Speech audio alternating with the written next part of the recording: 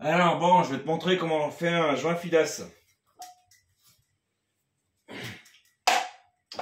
Avec ma belle filasse de chez Jeb. C'est du chanvre, hein. Voilà. Et puis après, il y a du Jebatou. C'est de la pâte à étanchéité. Bon, alors d'abord, tu prends une lame de scie à métaux. Tu prends ton raccord et tu te grattes. Au début, il est bien lisse. Là, tu vois, tu passes ton doigt, il est simple. Et là, tu grattes. Faut lui donner du grip.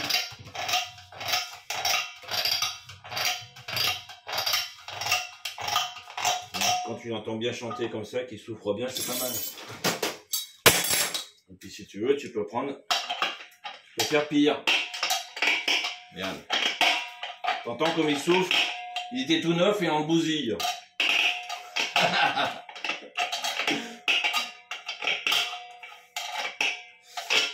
Voilà. Donc une fois que tu as fait ton grip, tu passes ton doigt dessus, tu sens bien que tu as fait ton grip. Donc tu prends ta filasse, t'en prends beaucoup. Voilà. Et puis t'en mets beaucoup, faut que ça soit galère à visser. Si t'en mets pas beaucoup, et puis que il faut que ça soit chiant à visser. Si c'est chiant, c'est que c'est bon. Si c'est pas chiant, bah tu recommences tout. Donc là, t'as mis ton chanvre. Tu prends ta pâte Jebatou. Elle a plusieurs fonctions, la Jeb. Elle va te faire l'étanchéité. Elle va te faire le glissement aussi, t'aider au vissage. Et puis aussi, ça va te préserver cette pâte, elle va te préserver de l'acidité de l'eau et du calcaire. Donc, c'est vachement important d'en mettre. Donc, t'en mets beaucoup. Faut être généreux aussi. Voilà. T'en mets beaucoup. Voilà, on est sûr après le trop. Crac. Voilà. Et ensuite, tu vas visser ton raccord. Alors après, ah mais là c'est un joint torique. Donc tu visses ton raccord, tu le fais prendre. Tu dois le sentir à la main. Et si tu arrives à le visser jusqu'au bout à la main, c'est pas bon. Donc tu prends une bonne pince. Comme ça là. Après on va le mettre en place et puis on va tout recommencer jusqu'au bout là. Ok, voilà.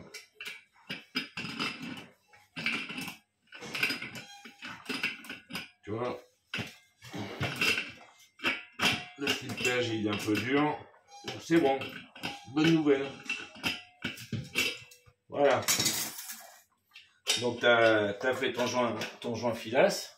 Voilà. On mettra un coup de truc. Après, tu approches-toi, Stéphane. Ensuite, je vais resserrer le 3/4. Si je suis un tout petit peu desserré, j'ai mis un 10e de tour. Bon, je vais vérifier que je suis bien. Après, tu le mets en place. Donc là, j'ai pas besoin de mettre de joint torique, parce qu'on a déjà un joint qui est déjà usiné. Donc lui, je mets pas de joint plat, de joint torique, de joint quoi que ce soit. On met rien. C'est l'usinage des pièces. Ça, c'est des raccords professionnels. Hein. C'est pas des raccords de Casto, des trucs de merde. Et voilà. Donc après, là, tu mets un petit coup de pince, mais pas trop. Faut toujours mettre ce qu'il faut. Voilà, c'est au jugé. Faut pas serrer comme attendu. Ensuite, donc là, le vase d'expansion est en place. On a terminé. Donc après, on va remettre en pression le vase d'expansion. Ici, il y a de l'air. Ici, il y a la membrane. Et ici, il va y avoir de l'eau. Ça va se remplir d'eau. Donc tout doucement.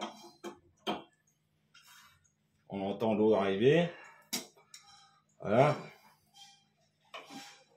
Clac. Donc là, ça y est, on est en pression. Donc il n'y a pas de fuite, il n'y a rien. C'est impeccable, Alex. Bravo, Alex. Waouh. Voilà. Et là, après, donc tu as 0,7 bar. Donc tu remontes après ta pression de chauffage. Là, au manomètre de la pompe à chaleur. Et là, la pression, c'est ici. Là, tu es en réseau d'eau froide sanitaire. Et là, tu es en chauffage. Ici, là, donc, tu as une petite vanne avec un papillon rouge. Et là, c'est un clapet anti-retour. Donc là, ça évite de polluer ton eau sanitaire. Donc tu remontes là. Voilà, ça monte, ça monte, ça monte.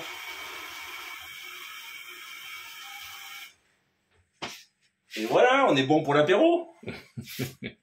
Bye.